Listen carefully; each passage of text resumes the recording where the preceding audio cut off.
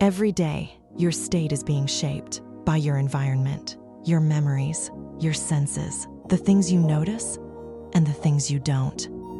On Air explores what influences how we think, feel, and experience the world through conversations with leading researchers, psychologists, scientists, and practitioners. Hosted by Fabian Hans. Welcome to On Air.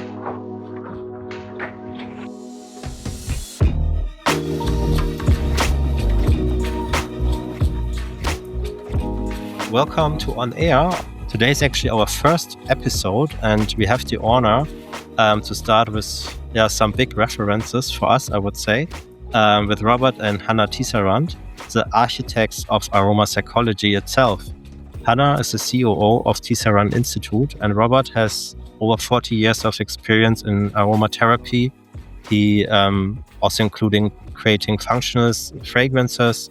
He wrote several books, scientific papers, and they call him one of the world's most leading expert in aromaspsychology.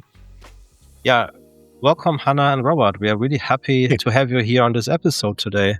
What a pleasure for us. Thank you. Thank you for inviting us. Yeah. And we're honored to be your first guests. Yeah, thank you. It's a great kickoff for us. You basically developed the aromapsychology as a discipline. Let's say for someone hearing the term in the first time, what is it and how does it differ from aromatherapy? You could say that aromatpsychology is one of the several aspects of aromatherapy, because aromatherapy does encompass different approaches, whether it's medicinal or cosmetic or, in this case, psychological.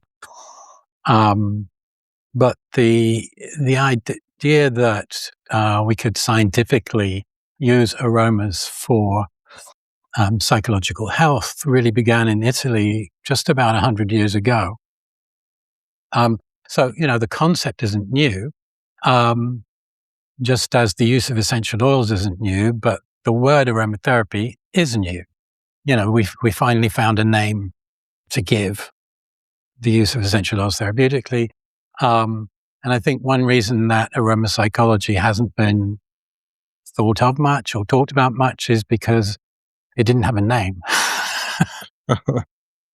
And you gave it a name. But it's about using aromas, particularly essential oils, for psychological well-being. It's that simple. I have a background in psychology, and background in psychology and marketing. They use it in marketing, of course. They use it in hotels. I also know that they use it for burnout prevention, for self-regulation, because it's a well-known method for burnout prevention to regulate yourself with scents.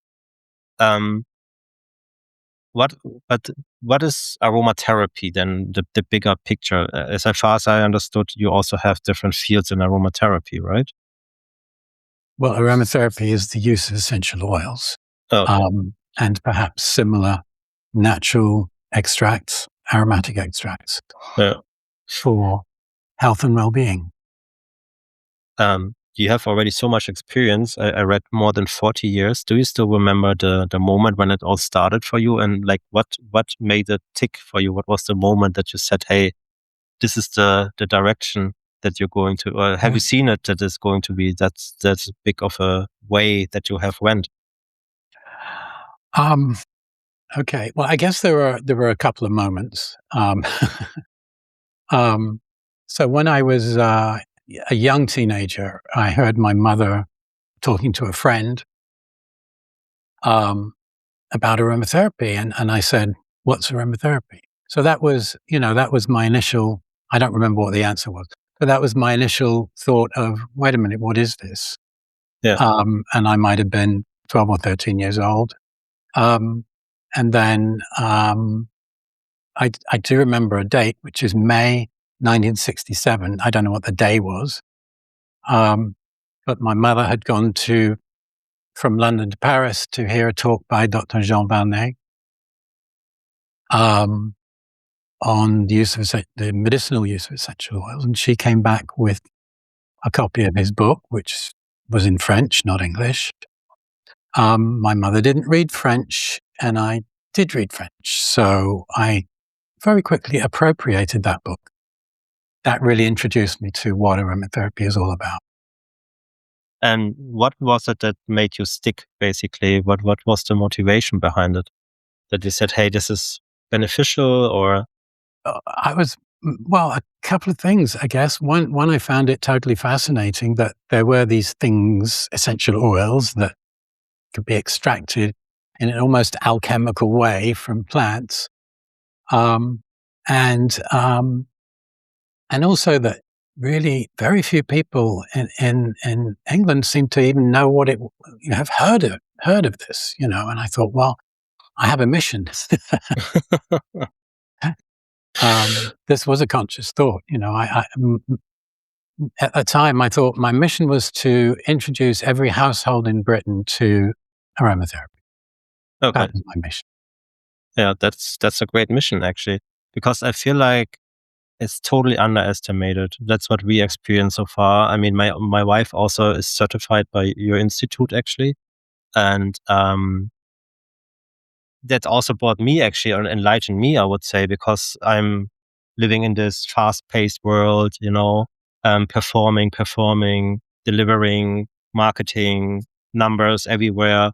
But I never thought about aromatherapy or psychology to actually use it in my everyday life, because I was not aware of it, basically. And then when I heard it of the first time, I was like, this doesn't work. I was like full with negative thoughts behind it till I actually experienced it, that it really works. That we had some citrus oil and I used it for working to increase my focus and all that. And it really helps me now. I basically cannot sleep without it. It's my daily routine. It changed my life, I would say. It's a really great way to deal with stress. Yeah. And on that way, I also read some studies that it's actually not just the one oils. It's basically that the synergies of blends are really important, and they are outperforming single oils for the cognitive enhancement. Yeah.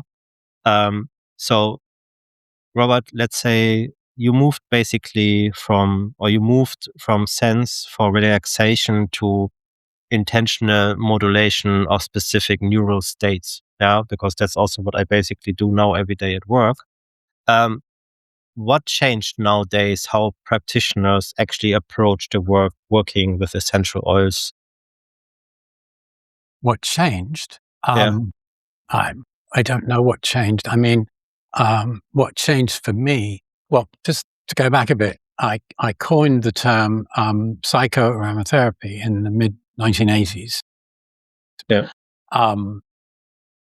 And I gave a presentation at a 5-day conference called The Psychology of Perfumery, elaborating on the idea that essential oils could, modulate mood and so on. I never liked the word aromapsychology. And so more recently, when Hana, you mean psychoaromatherapy? You didn't like that word. You didn't like psychoaromatherapy. Sorry, yes. I'm getting confused with my words. Thank you, Hana. I didn't like the word. I never really liked the word psychoaromatherapy. So when we more recently decided to do a training course, I just felt this was a better term. I liked it better. Maybe it doesn't make much difference, really. But that's the story of, the terminology. Yeah. And one of the reasons I wanted to do a training course was just because this has always been one of my favorite aspects of aromatherapy, and I'd never done a training course. But also looking at the recent research, I discovered a few things I didn't know that were totally fascinating. So I was very, fired up to do a training course. And if I can go back to your original question, Fabian, of what changed, I think what changed is people started taking it seriously. Because if you say, are you modulating neural states? as opposed to this is just relaxing me. Well, relaxation is a modulation of neural state. If you're in an anxious state, it's not just a mental state. There's a physiology that's underlining it. And so whether you call it's just relaxing me or modulating, my neurotransmitters, it really is just a shift in terminology, which allows for it to be taken more seriously. We like things to be more exact, and that goes with the research. Fun fact about psychology history is that Sigmund Freud had no sense of smell. Oh, really? I did not know that. Which I think is, and there's a lot of gossip that you can read about that and why that happened, and there's a lot of history and drama around it. But he did not have a sense of smell, which means that his work would not have considered sense of smell and olfaction at all in impacting psychology. And I think that's what changed. What changed is that it's been taken more seriously. Our sense of smell and its impact on our brains are taken more seriously, which means researchers are looking at it, which means Robert gets excited because there's new data to look at. The data, I think the data point is really important now that there's more and more studies coming up, because before I feel like it's a really old traditional, not medicine. I don't know if I'm using the right terms here, but it's a really old way to treat someone, right? Mm-hmm. And I feel like there were a lot of preconceptions about it, that they were basically thinking, because when we talk about it, some people think it's a hocus pocus. Yeah, it's not proven and all that. And you just have to believe in it and something like that. So this is something that we are usually confronted with. But nowadays we have the research, and we also have conducted actually our own research, and we saw the impact of the components. Yeah. So I would like to ask you, since you probably have the best overview of scientific research at all overall, what is actually proven, or what does the science actually show right now about aromatic compounds and how they influence emotions, cognition, and the mental states? But what's this proven right now? That's a very big question. How much time do you have? Okay, let's maybe can we narrow it down a little bit? Yeah, I hope so. Because there's so much research that covers so many things. So we have a course that I think it's 8 lessons. 9, 9 lessons. Or maybe let's turn it around. What is not proven? Like, is there any things that people still believe that it's the same question? Is it too big to be answered? Yeah, it's big. Well, Robert, can I talk about Silexan, you think? You have my permission. Okay. So in terms of, if you talk to someone who really wants to see super solid research, we don't have hundreds of thousands of people in clinical trials. That said, one area that is fairly well researched and has not just clinical studies, but meta-analyses and systematic reviews showing good results is using lavender essential oil in capsules for anxiety. Okay. So I don't know, and maybe we can have a discussion whether that counts as aromatherapy, because you're not technically using the aroma of lavender, you are ingesting capsules. But it is still lavender essential oil, and studies are consistently showing that it performs as well as diazepam, better than other conventional anxiolytic drugs. And it has fewer side effects. It's more tolerable. The most common side effect of ingesting lavender capsules is that you burp lavender. Okay.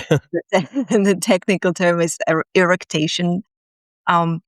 So that one is fairly solid in terms of you can bring people clinical studies, you can bring people meta-analyses, research reviews showing, okay, lavender essential oil in capsules is fairly well researched for moderate to anxiety. moderate to severe, I think. And now there's some research emerging for depression. So that is something that is, I would say that's the most solid data we have. The reason this is the most solid data we have is partly because it's a specific dose given in a specific way. With inhalation, which is the most common mode of use for aromapsychology or for psychological effects, it's hard to measure. So whatever evidence we have is going to be a little more heterogeneous. Yeah. But for the capsules, because it's 80 milligrams twice a day, it's easy to measure in a way that science likes. But Hana, you say it's hard to measure, but what hard to measure? What I mean, the dose. Well, it's hard to standardize the dose. Not Right. just hard to measure; it's hard to standardize the dose. Exposure. Yeah. Okay. Yeah. Okay. I don't think anyone's tried to do that even. But it does mean we have some differences between approaches in research, and that's very common with aromatherapy. Yeah. You compare 5 studies and for a lavender as a relaxing agent, and they all did it differently. Yeah. However, what is standardized is the questionnaires. Oh, okay. Yeah. But I mean, here in this case, you basically intake lavender oil, right? What about the sense of smell? Isn't that the most effective way to actually work with essential oils? Most effective way for what? Because to influence your mental state, for instance. I wouldn't like to say it's more effective than ingestion. Okay. For the reason of from what Hannah's just explained. And actually ingesting essential oils is a really good way for impacting respiratory disease. That's another issue. We're not going to go there. Inhalation, let's say it's more fun because you are smelling things and you can smell different essential oils, which is kind of fun. And it's engaging. The person is engaged in what's happening, which is really important, in a therapeutic context. So while lavender capsules are pretty much a magic bullet medicine, okay, you have anxiety, take this. Yeah. It's not a holistic approach. It's not an individual approach, really. And you can get that, obviously, with inhalation. Yeah, okay. And inhalation is also extremely portable. So you can, you can take it wherever you are, in your car, on the go, in your bag. Like that's, there's no limitation to that. It's also relatively safe as far as using essential oils go. So there's other benefits to inhalation. And I think that, Robert says that, in face of research, we do not have enough research to compare the efficacy. Oh, okay. No one has done a comparison of, a group of people who are inhaling lavender oil to a group of people who are taking the lavender capsules. Unfortunately, actually, that has been done. Not enough for a review. It was a review. Yeah, and the review said that they didn't find any studies that would fit in their inclusion criteria. Robert. Oh, okay, that's a different review. Okay, we're having a debate right now. But and inhalation is the quickest way to impact your mental state. I don't think Robert would disagree with that. Oh yeah. Oh, it's pretty much instant, of course. Yeah. What I find really interesting is the memory, the scent memory that, I mean, we all know this, right? That we have this one childhood memory, like the rain, the scent of rain, for instance. Yeah.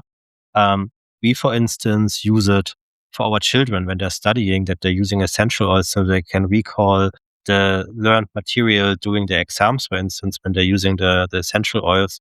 And that works really well for them, actually. And I have read there's also a study that sense actually affected the neurological conditions like Parkinson and Alzheimer's, for instance, right? Have you heard of that? Or probably, right? Yeah. So well, I'm just putting together a course on neurological disease and essential oil. Okay. Can I just go back to the memory and exam thing that you said? Of course. Because there's a new wrinkle on that, a new aspect. So we know from studies in schools, both in Germany and Argentina, that I'm going to need to explain how this works. So you have real students, teenagers in school studying real subjects. But you divide a class into two groups. Mm-hmm. So they're in two different classrooms. So they're given the same lesson, but one group is smelling an essential oil and the other group is not. Mm-hmm. The same night, that's important, the same night, when the children who are smelling the essential oil go to sleep, during their sleep, lavender oil is diffused. Okay. What this does is while you're in slow wave sleep and the brain is deciding what to remember and what not to remember, not just slow wave sleep, but it's primarily that, the lavender prompts the brain, remember things associated with this. Mm-hmm. And it really does work. It works dramatically well. So then when there's a test, there's one group of students who do much better than the other group. I've simplified the research a little bit, but I think you get the idea. Yeah. But they're not smelling it while they're studying. They're smelling it afterwards at nighttime. And even that increases both. It needs to be both. Okay. Yeah. So if you take the group, or when you take the group that didn't smell lavender oil, and they have lavender oil diffused at night, it doesn't do anything. Oh, really? Because they weren't smelling it during the test, during the lesson. Yeah. So there's no association there. Oh, okay. So they smell it by studying, while sleeping, and then doing the test, correct? Pretty much. Okay. That's interesting. Yeah, that's basically what we also experience with our children. And also for me, for my working, since I'm using essential oils during my work life, which is quite stressful with 2 companies as well. I also feel like I have more mental clarity. I can sleep better, which obviously, of course, helps me the next day to have a better performance at work and all that. So there's a great impact. But when it comes to mental health, what does it tell us for mental health, for the long-term effects then? You mean what we were just doing, what we were just talking about? Yeah, or Parkinson or Alzheimer's. Yeah, I mean the effect there. Right. Well, so the course I'm putting together covers Parkinson's disease, Alzheimer's disease, traumatic brain injury, and addiction. Mm-hmm. And in all of these cases, conventional approaches are not very successful. I'm not saying they can't do anything. That wouldn't be true at all. But the management of all these diseases is challenging.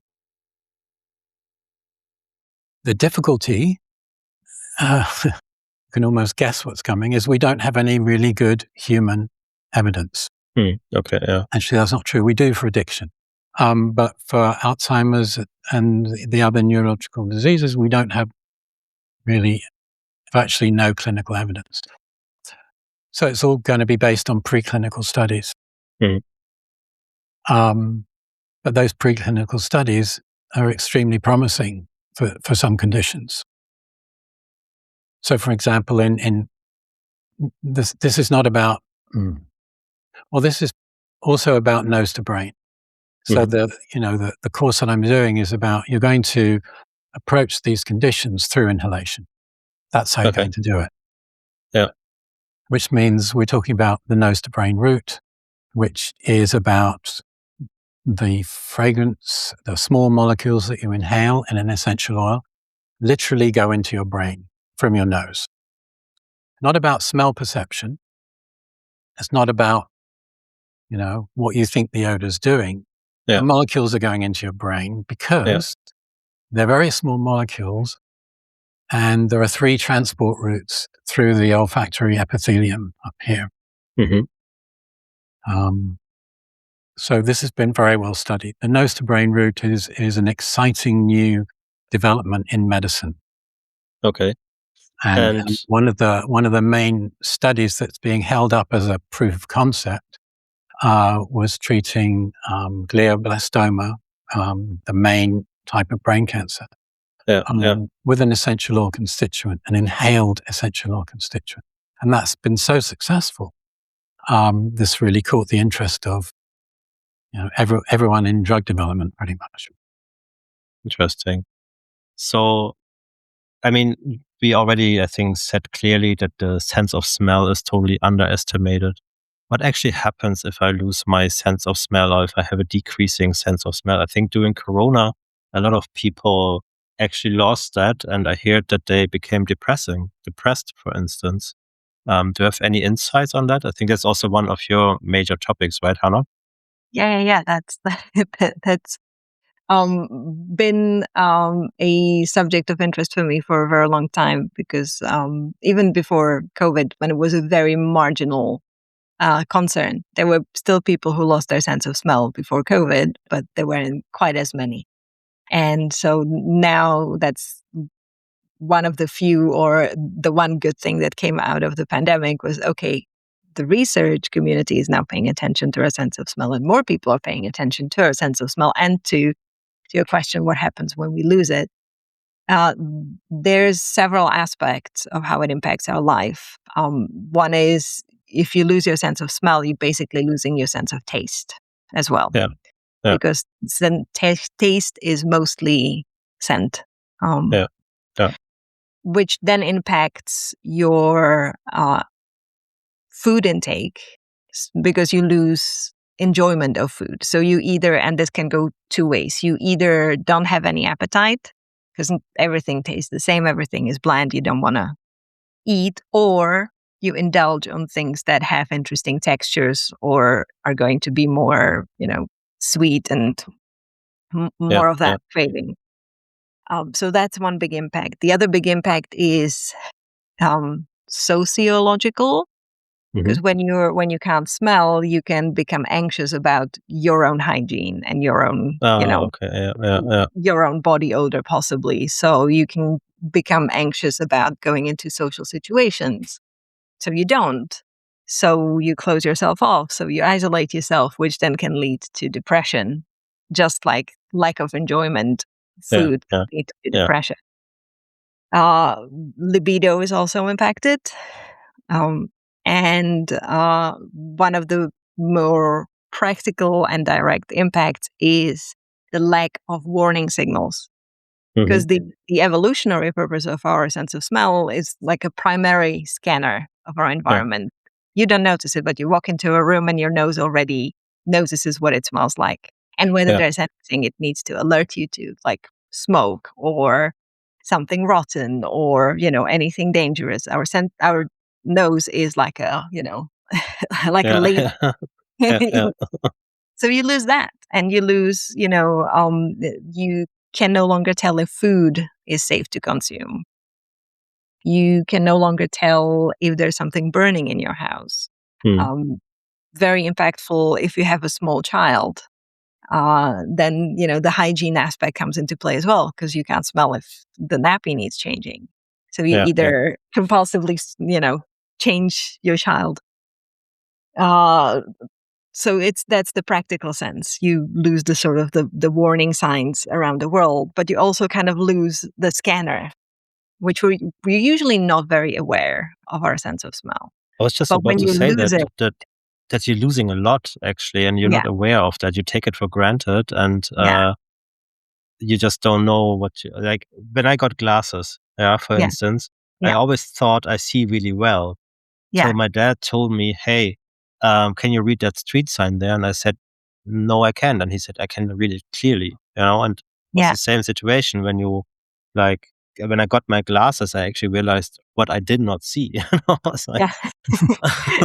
Yeah, and it's kind of similar with your sense of smell for sure.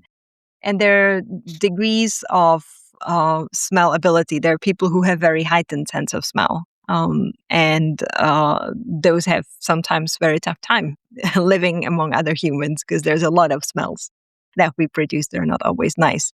Another thing that complicates life is not just the loss of smell, but especially with COVID, one of the complications that happened is so-called parosmia, which is you smell, everything smells the same, but it's a very nasty smell.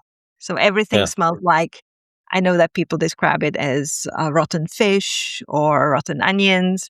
So just imagine that not only you can't smell all the nice things, or you can't smell if your house is on fire, but now everything that you smell smells disgusting. And that's completely debilitating and definitely leads to depression. Including everything you eat. Including everything you eat. Yeah. But you can train that, right? When you lose it, then you can retrain it, or that's the smell training, the technical smell training, which has been in development for several decades. So the work of a German professor, Dr. Thomas Hamel, and he developed this protocol, which is you take 4 specific odorants and you smell them twice a day for at least 8 weeks. And there should be improvement. The 4 odorants chosen are eucalyptus, rose, lemon, and clove. They tried to look at different odorants, if it's going to be different. Wasn't really, so they stuck with these 4. I personally think it's not necessary that you use these 4. You can use any sort of distinct 4 odorants for that. What's important is the consistency, that you do it every day, twice a day. You intentionally inhale, experience the smell, even if you can't smell it, for a long period of time. The sooner you start with the training after you lost your sense of smell, the better. So if you haven't had your sense of smell for a year, the results may be a bit limited. And it also does not really work if you lost your sense of smell due to a traumatic brain injury, which then made, severed the connection between your nose and your brain. But it seems to be one of the standard recommendations for loss of sense of smell in the medical field. So that's also something that we have a fairly solid research body on. So the impact on mental health, for instance, is this more coming from because, let's say, if I get back my sense of smell, or if I improve my sense of smell, is it more coming because I have better taste, for instance, and I can enjoy food better and have like these positive side effects? Or is it more coming because the essential oils have a direct impact on my brain? I honestly think it's both. Yeah, okay. I would think it's both. Because you can't really, and Robert talked about the nose to brain route and impacting the brain directly. Both of those things happen whenever you inhale essential oils. You will have the sort of the smell perception and the enjoying the smell of roses or lavender or citrus or whatever, and how that triggers your neural pathways, and you brings out the images from your childhood and all of that. So that's always happening. At the same time, the molecules are also going into your brain and doing something that we don't really have a great insight into right now, but we know something is happening. So I think it's both. I think it's both the fact that you are regaining a full color, full smell vision of the world, as well as the molecules are impacting you on a sort of pharmacological level. Would you agree, Robert? Yeah, and yes. Bringing you in. If I can chime in for a moment. There's been a couple of studies where you give 2 groups of people the same essential oil. One of them was Roman chamomile oil, which is widely regarded as calming, and there's some science to back that up. although most essential oils are calming, in fact. But so with one group, they said this is a calming essential oil that you're going to smell, and the other group, they said this is a stimulating essential oil that you're going to smell. Yeah. And then they measured the effect. I don't remember what they measured, but they measured something real. And interestingly, what they found was that the group who were told it was a stimulating essential oil, it did calm them, but not as much as the other group. Oh, okay. So there's this sort of dynamic between expectation and effect. Oh, interesting. And what about the passive inhalation, where you're not really recognizing it, for instance? Or let's say, how would you recommend how to use essential oil, how to work with essential oil when it comes to brain health, for instance? Because I'm using it really active. I'm actively choosing at nighttime as my routine, I would say. I say, I lay in bed, I calm down. I use it for me is basically to switch off my everyday thoughts by having my routine and my essential oils. Yeah. Or, during the day, during my meetings, I have a certain essential oil mixture. But how would you recommend it to use it like really in the room and use it passive, where you're not really recognizing it, or would you really recommend to use it actively, conscious, and try to regulate? That's a great question. You at the beginning you mentioned marketing and hotels using that. That would be a very This is passive. Yes, exactly. Subconscious influencing. I think that would depend on what your goal is. If it's you can't really trick yourself into putting a diffuser on and not knowing that you put a diffuser on. So you can't really, you will know that you did that. So there will always be an intention. You can do that to other people, and I'd be careful about that. I would be careful about trying to influence other people consciously. Like, I'm going to put some lavender on, and then this person who's going to come to the house is going to be nicer to me. Or it's going to be a great idea. Yeah. But in terms of any kind of psychological effects, the intention is half the impact, really. If you're, as Robert said, with expectations, and the more you're using it with intention. So to get your example, you have your routine before you go to bed, and it helps you go to bed. And then now you're creating a feedback loop in your brain. Exactly. Your brain now has the association, okay, this thing helped me go to sleep.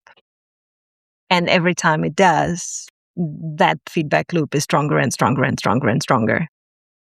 So now, even if you're maybe traveling and you go to a hotel room, but you have your essential oil, you smell it, and your brain has that very strong association with, okay, this is our going to bed situation. Exactly. We're shutting everything down. So that's a great power of the mind and of creating the association. I don't think we talked about that a lot yet with the memory association and the anchoring, and the reason why that is so powerful, because the same areas in our brain that process scent are the areas that process memory and emotion. So you're triggering all of those. And the more intentional you're about that, the stronger the association is going to be. So you're creating a ritual. And I know that ritual brings it back to, sounding woo-woo and hocus pocus. That's a whole other topic on why that, why it actually is solid as well. But you're basically creating that. And that would be a stronger, more effective tool from my point of view than just passive diffusion in the room. Also, you're going to be using less resources, less essential oil. There's a great example. Sorry, can I? Yeah, of course. Well, there's a great example of how anchoring works in this sort of context, a therapeutic context, which is a British neurologist developed a system for neurologist is the wrong word. I'm sorry. Psychiatrist. Developed a system for creating an association between an essential oil and feeling relaxed.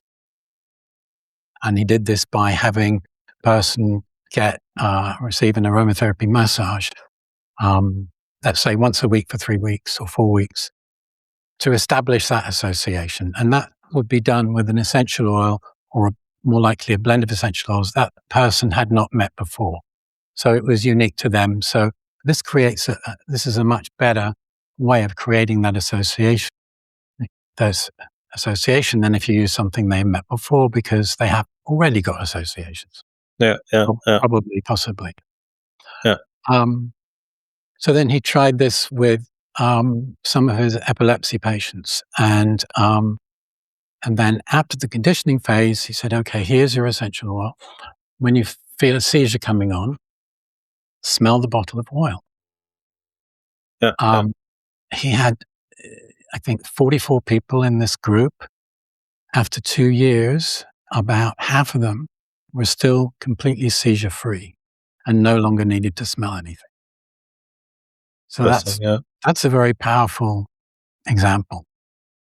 Yeah, definitely. Would you say that, we're now going a little bit into this longevity direction for mental health and all that, but maybe one example before that, like this anchoring, I use this really actively. I have a psychology background. Let's say, for instance, my wife has a nice mixture. I haven't smelled it yet, but then I proactively looking for nice situations that I want to anchor with it. Like here in Spain, we have like beautiful sunsets, right? And I say, okay, I anchor the sunset moments into it. It's like you kind of like literally creating, like imagine you're having a camera with only one picture and you can run around and then you look for this one situation where you say, this is the one situation that I want to keep in my scent memory. So I anchor consciously this moment into the scent, and then I use it in my everyday life, for instance. I actually also heard of people who, when they go on vacation, that for each vacation they have a different perfume because they want to have the memory for this vacation. Yeah. And I found that really, really a nice way for when it comes to the aromapsychology, to anchor the scent and use it actively as a memory tool. Yeah, absolutely. I love that. 100%. The only catch is don't do it all the time, because you will lose the association. Then it just becomes background. Don't do it. Don't smell something constantly. If you have different mixtures, then you can, that could work. It's more like and I think that's more for like an actual psychological bigger impact, but to bring up the memory, if you that's not gonna fade away that much. Like, okay, this is my sunset blend. It's always going to be your sunset blend. It is possible that if you smell it too often, then it's gonna be okay. I can't really recall. Okay. Because you're basically then anchoring the situations where you're actually trying to remember something, Yes. It gets a little complicated. But that's absolutely it. Yeah. On the other hand, you have people that have a signature perfume or a signature smell that they themselves can't smell anymore because they keep using it and you become accustomed to it. And I find that thought a little, not depressing, but kind of sad. Like you have a fragrance that you chose because you love it, but because you use it all the time, you get habituated to it. Okay. You're overusing it. You no longer enjoy it yourself. You really lose it. You can't smell it at all? Yeah. Yeah. I know who you're thinking of. Yeah. We have one example. No, there's many people who say that they, no longer notice their own fragrance and they have to add more, and and they become overpowering. Well, in a slightly different sense, our smell. If we smell something constantly, the smell, our sense of smell starts to fade. It's not so strong anymore. And Fabian, as a psychologist, you will understand what's the background for that? Yeah. The brain is looking for difference, not similarity. Yeah. What do I need to be aware of now? Yeah. Which would then answer your question of whether to use environmental diffusion passively. You'll have less impact with that because then your brain's just not gonna register anything anymore. That's interesting because it's always there in the room, basically. Yeah. After a while, you don't recognize it anymore. Yeah. And then when you're actively using it, you basically can trigger it punctual. Yeah, that doesn't mean it's not working. Yeah. But you're not consciously aware, smelling it. And there's one fascinating study that's been repeated where it was shown that subthreshold odors can influence our mood. Okay. So even though you couldn't smell the odor, you didn't even know that an odor was there, it would actually impact your... It's a bit of a complex study, so I'm not sure if I want to explain the whole process. But it was very impressive, and then it was critiqued, and then someone some years later repeated it, addressing all the issues that were critiqued, and it worked just as well. Yeah, interesting. But if you look at the wellness industry, for instance, or like the longevity industry, which is a really big industry, it's all about supplements, peptides, it's about the gut, about my skin, it's about muscles, proteins, etc. Do you think the potential of essential oils is overseen in there, or that it like gets lost in there, overlooked, basically? I feel like no one is talking about that in that space. If we're talking cognitive health, then essential oils have a lot to offer. In terms of impacts, I'm going to have a cynical comment here, which is I don't think you can make a lot of money on telling people to smell essential oils. So I don't think that the big industry of wellness supplements is going to latch onto inhalation aromatherapy much. But the potential is definitely there. Absolutely, 100%. And it's...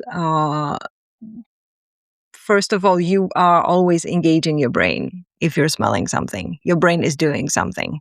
Yeah. And everybody tells you need to keep your brain active, and you need to be doing crossword puzzles, and you need to be doing Sudoku, and you need to be exercising your brain. Well, smelling something intentionally is exercising your brain. Interesting. Yeah. Very, very low effort.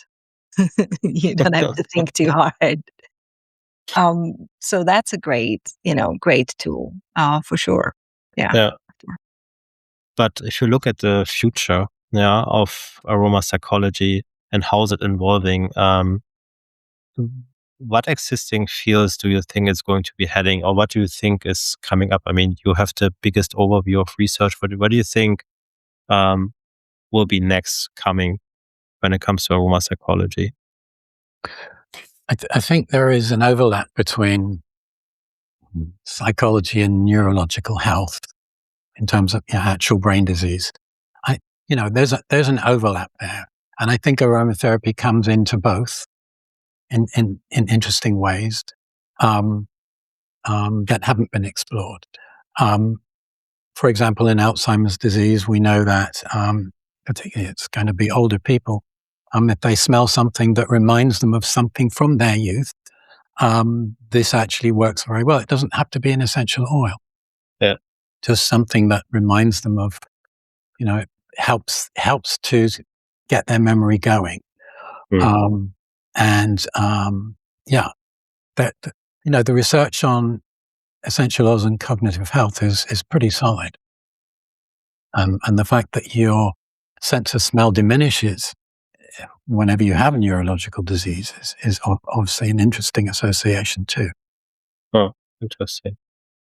And I think generally with more awareness of our sense of smell, and with the mental health crises that are looming globally, I think it's one of the biggest public health crises right now is the levels of depression and anxiety. I'm not saying that essentials are going to save everyone, but they're an incredible tool to give you a nuanced approach. So I don't know if it's the same in Germany, but in many places, Czech Republic, my homeland country, it's usually you can't get a primary care, mental health, mental hygiene sort of situation. It's either nothing, or you see a psychiatrist, or you go to a hospital. So but there's no prevention, basically. But right? There's prevention, kind of like you have dental hygienist, you have teeth cleaning. Something like that for a mental health. I think is a great future opportunity that is already being explored through this podcast as well. With essential oils. And I think, if we're talking about the future, students should learn about olfaction at school in a fun way. Just, hey, here's one of our senses. Let's learn more about it.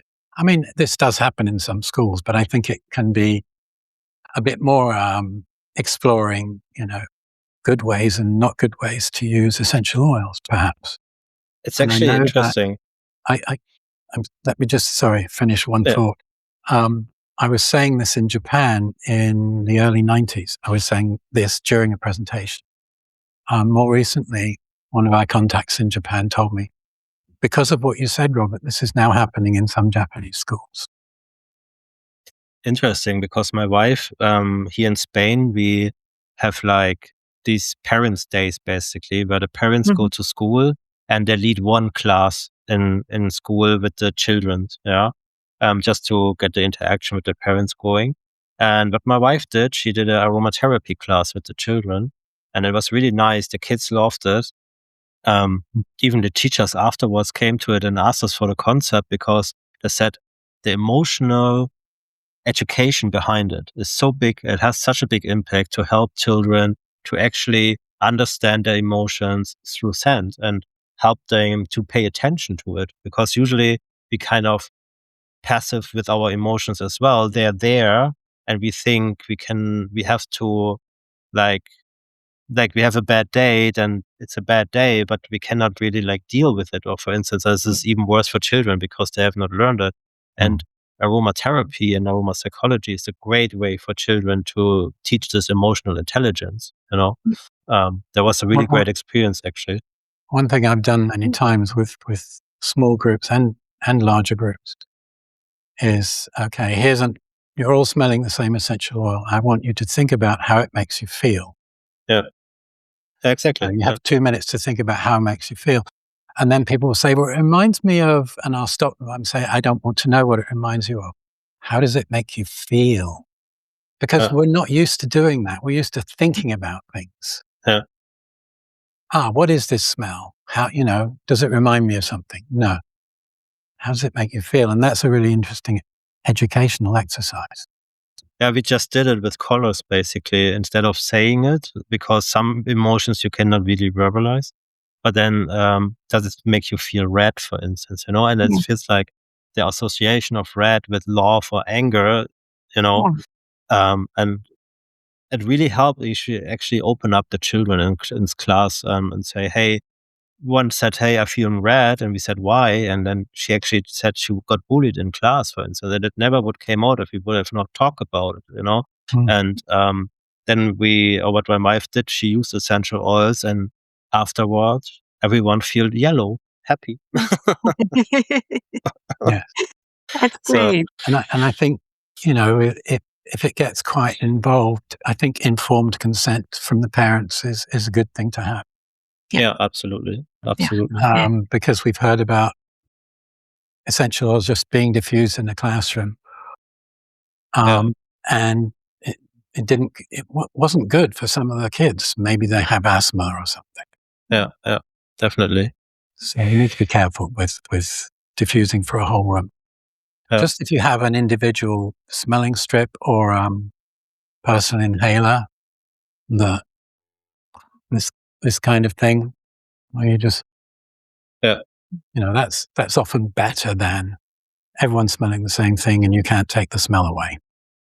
Yeah, absolutely. Because also you don't know if the others in the room really like the scent, right? If they have anything with it, if they like it, how's their association with it, and it's like playing your music in the room, basically. Right? Yeah, that's because as much as we talked about anchoring positive emotions, there can be a pre-existing anchor with a negative emotion, and triggering. Famously, PTSD can get triggered by the smell of barbecue, for example, if you're talking about soldiers. So you need to be there's the other side of the anchoring as well to be mindful of. Yeah, so screen for that as well. But that's different. That's a different topic. But one thing that smell does, and that helps with the feeling, is it brings you, if you don't go to, okay, well, this reminds me of, and this makes me think of, it brings you to your body instantly. It brings you, it makes you aware of your body when you smell something, which is why it makes you more focused, which is why it makes you able to talk about your emotions better, which is why it makes you more attentive, which is why it may stop an anxiety attack, because you smell something and you're like, okay, what is this? What am I? Your body is aware.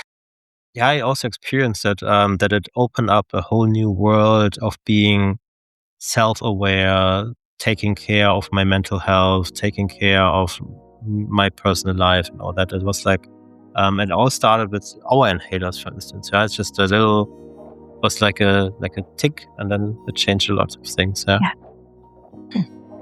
Thank you so much. It was really insightful. It was a pleasure to have you. Thank you. Maybe we can repeat this when we have our 100th episode or something. We can look back. Thank you so much. It was great to have you. Thank you, Fabian. Thank you so much. It was wonderful talking to you. And say hello Bye-bye. to Shona. I will. Bye-bye. Bye-bye. Hey. You've been listening to On Air, hosted by Fabian Hans. A space for conversations exploring what shapes how we think, feel, and experience the world.